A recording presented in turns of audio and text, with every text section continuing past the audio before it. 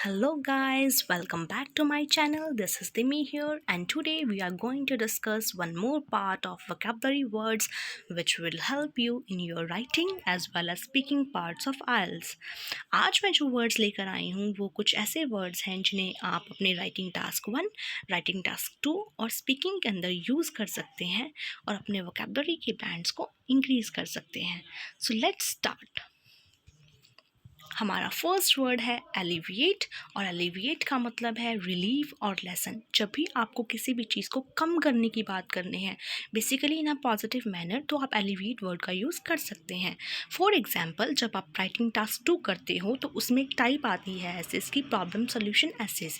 तो उसमें आपको प्रॉब्लम को सॉल्व करने की बात करनी होती है तो आप वहाँ पर इस वर्ड का यूज़ कर सकते हो.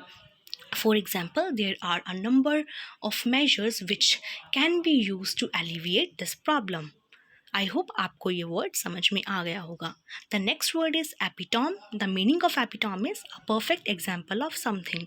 When ever you write your essays और you speak and you have to give an example of something तो बेसिकली हम मोस्ट ऑफ द टाइम्स ये बोलते हैं फॉर एग्जाम्पल या टू एग्जाम्पलीफाई. तो उस जगह पर आप फॉर एग्जाम्पल या टू एग्जाम्पलीफाई बोलने की जगह पर टू एपिटॉम वर्ड का इस्तेमाल कर सकते हैं. हमारा नेक्स्ट वर्ड है amenity. The meaning of amenity is facility. इसको आप स्पीकिंग में भी और राइटिंग में भी यूज़ कर सकते हैं.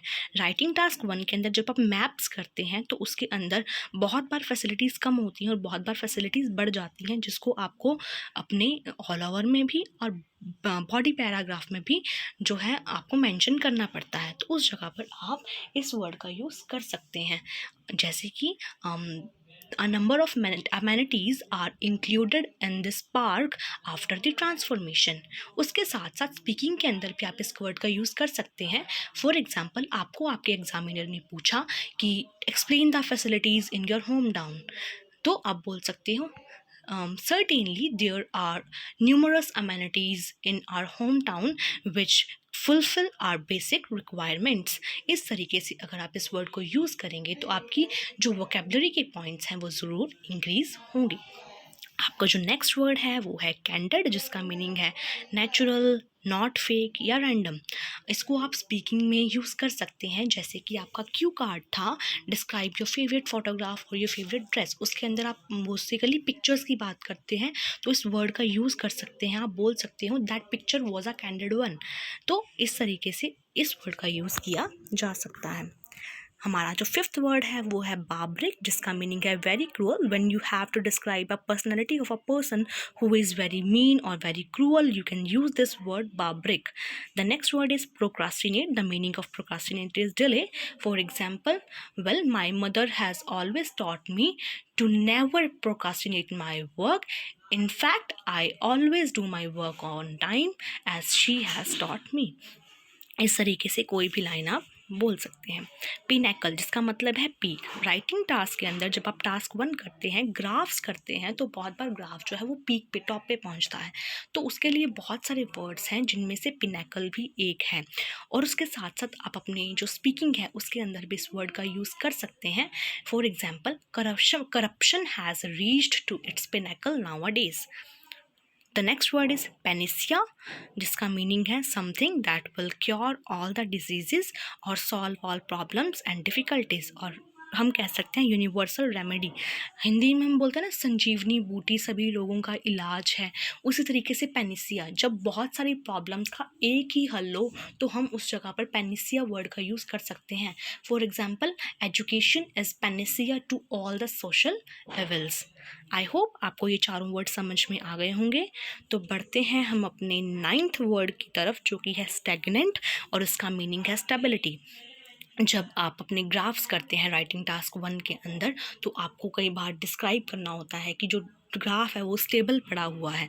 ठीक है तो उस जगह पर आप अपनी इस वर्ड को यूज़ कर सकते हो. Well the trend in this graph is stagnant from the year this to this.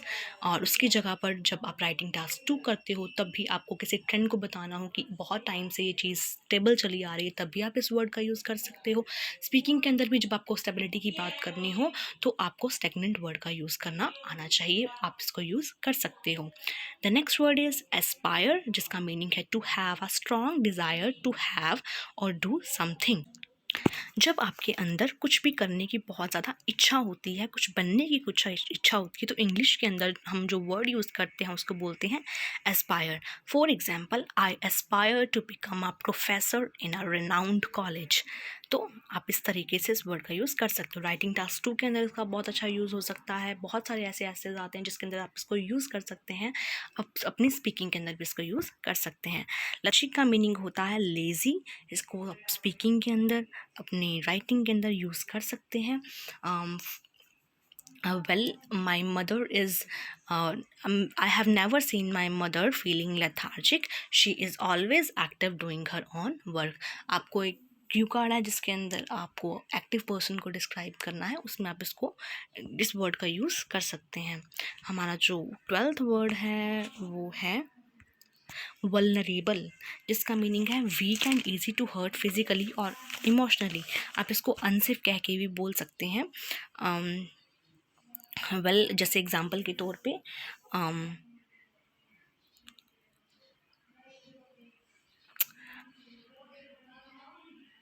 Educated girls are not so vulnerable.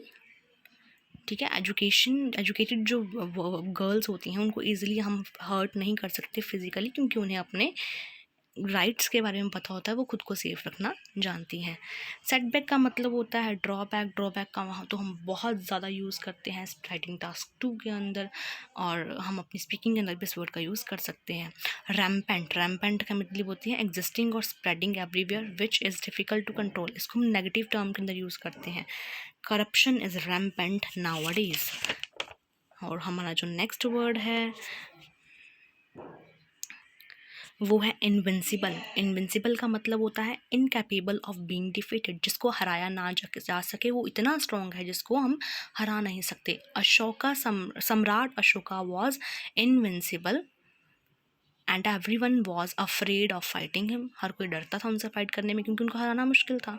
The next word is थ्वाट, जिसका मीनिंग है टू स्पॉयल समवंस प्लान और to prevent something happening.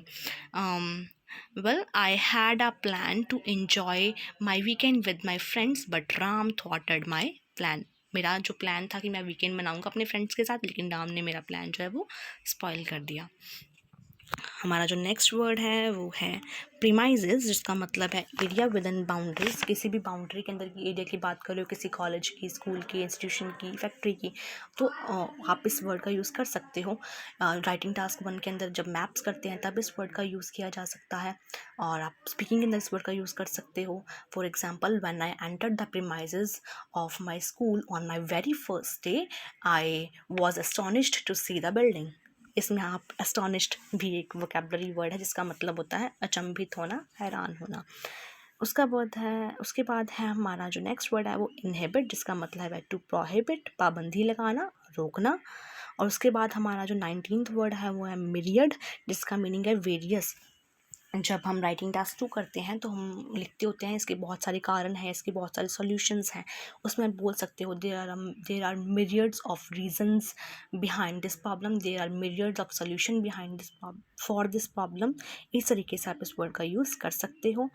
जो हमारा आज का last word है वो है रेप्लिका, जिसका मतलब है एग्जैक्ट कॉपी। आपको भी बहुत बार किसी ना किसी ने कहा होगा कि तू तो बिल्कुल अपनी माँ के जैसा दिखता है, तो बिल्कुल अपने बाप के जैसा दिखता है। ठीक है, तो आप उसी तरीके से इस वर्ड का मीनिंग है you are the replica of your mother, you are the replica of the father, this building is the replica of the building which is located in Agra. इस तरीके से आप इस वर्ड का यूज़ कर सकते हो। आई होप आपको आज के जो मेरे वर्ड्स हैं वो पसंद आए होंगे। अगर आपको ये वर्ड्स पसंद आए तो प्लीज़ इनका यूज़ कीजिएगा। ये बहुत ही हेल्पफुल और बहुत ही अच्छे वर्ड्स हैं, और आपके बैंड्स को हाई स्कोर अटेन करने में आपकी बहुत हेल्प करेंगे। और अगर आपको मेरी वीडियो अच्छी लगी तो प्लीज़ मेरी वीडियो को लाइक कीजिए, मेरे चैनल को सब्सक्राइब करके सपोर्ट कीजिए, और अपने दोस्तों के साथ शेयर भी कीजिए। Thank you so much.